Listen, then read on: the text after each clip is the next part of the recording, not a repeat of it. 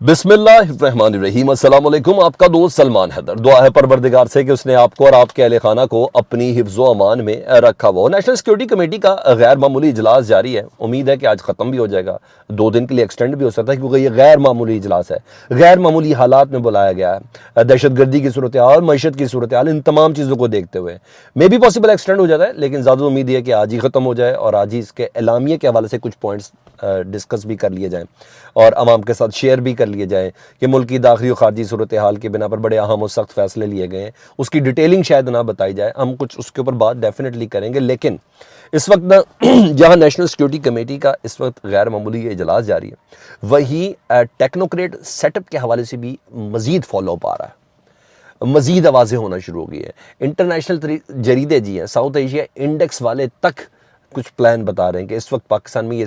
Seriously معاملہ چل رہا ہے اور صرف ایک شخص ہے جو اس ٹیکنوکریٹ سیٹ اپ کے آگے دیوار بن کے کھڑا ہے، اس کا نام ہے عمران خان۔ یعنی حکومت خود چاہ رہی ہے، شہباز شریف صاحب خود چاہ رہے ہیں کہ وہ یہ حکومت آرام سے دے دے تو شاید تھوڑی عزت سادات بھی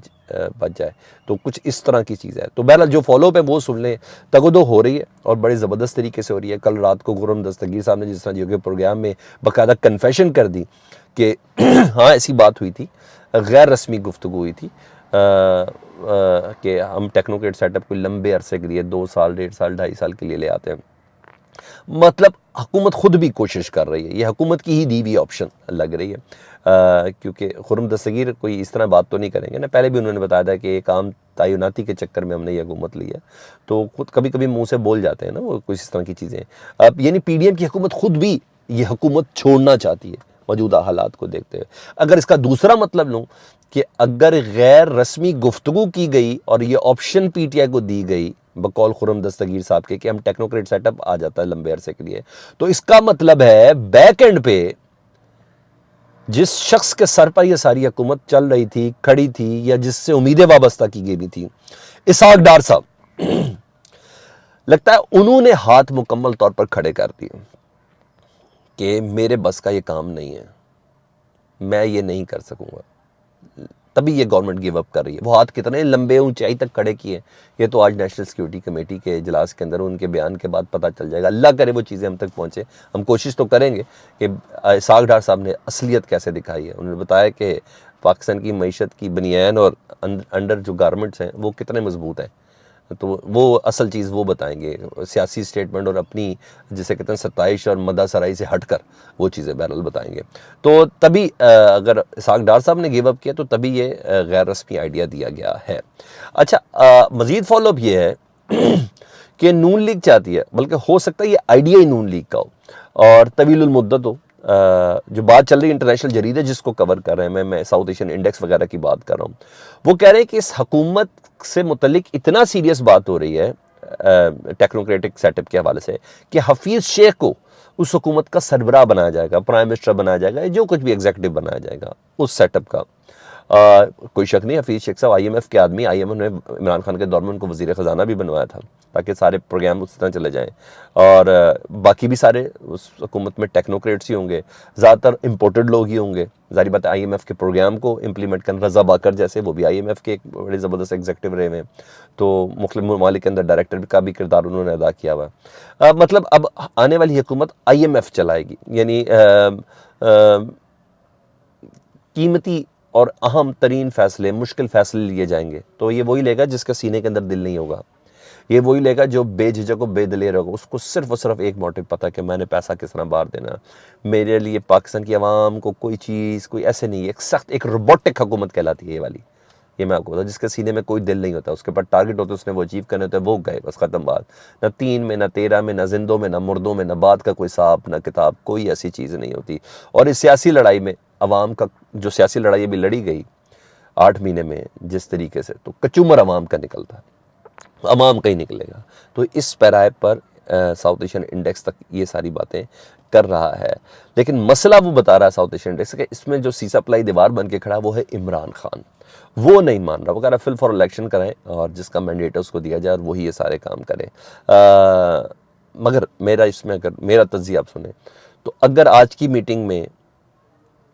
یا بیک اینڈ پہ اسٹیبلشمنٹ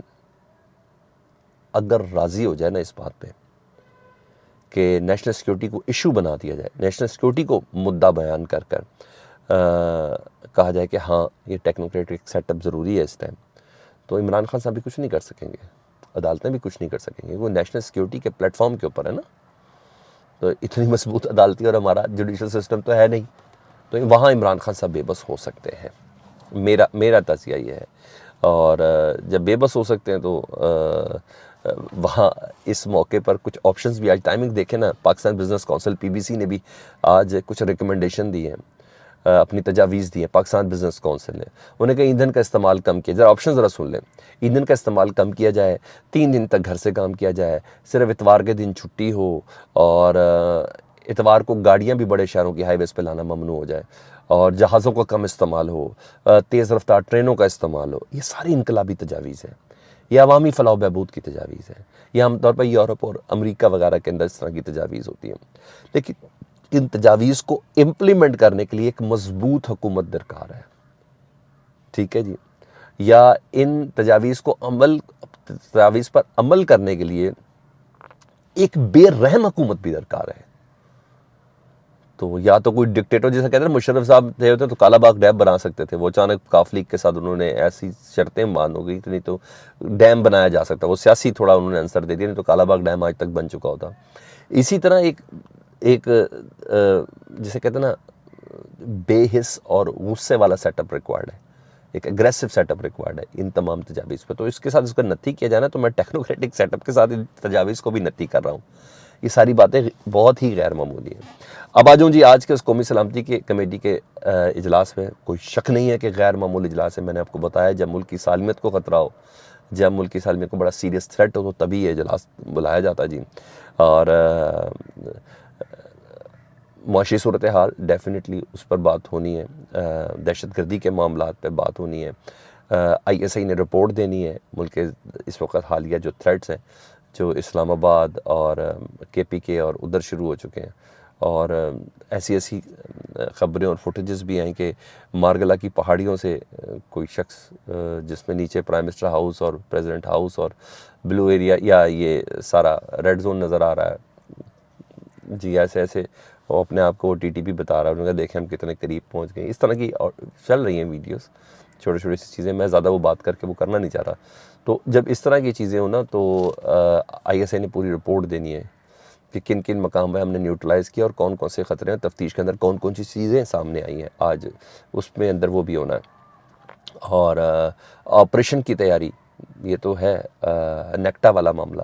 اچھا جی، اس کو اور KPK حکومت کا انوالو ہونا بہت ضروری ہے، اور یہ تمام چیزیں جو ہے نا مضبوط گورنمنٹ اس کے لیے بہت ضروری ہے، یہ ساری چیزیں ہونی ہیں، یہ سارے فیصلے مضبوط گورنمنٹ نے کرنے، یہ گورنمنٹ تو اتنے بڑے بڑے فیصلے نہیں کر سکتی، تو اعلامیہ سے سمجھ آئے گی کہ آخر فیصلے کیا ہونے جا رہے ہیں، میں آپ کو بڑا کلیئر بول دوں، اعلامیہ سے سمجھ آئے گی۔ اب آؤں اس اہم ترین خبر اور اس کے پہلو پہ آپ نے دیکھنا، ذرا میرے ذہن سے ذرا تھوڑا سوچنے کی کوشش کرنا، تو میں آپ کو دعوت فکر دے دیتا ہوں، اور وہ دعوت فکر یہ ہے کہ آپ کو یاد ہے کہ پچھلے دنوں بلاول صاحب نے گڑی خدا بخش کے بعد اگلے دن ایک میڈیا سے گفتگو کرتے ہوئے انہوں نے کہا تھا کہ ایک ادارے سے تو عمران خان کے سہولت کار ختم ہو گئے، جنرل فیض وغیرہ سے متعلق ان کا اشارہ تھا، مگر دوسرے اداروں میں ابھی باقی ہیں، اور اگر الیکشن مقررہ وقت پر ہو گئے تو وہ سہولت کار بھی نہیں رہیں گے۔ آپ کو یاد ہوگا میں نے اس کو کوڈ بھی کیا تھا آپ کے سامنے، ڈیفینیٹلی وہ دوسرے اداروں سے سہولت کار سے مراد وہ chief justice of supreme court justice Umar Ata Bandial صاحب سے متعلق بات کر رہے تھے، اس وقت بھی میں نے آپ کو بتایا،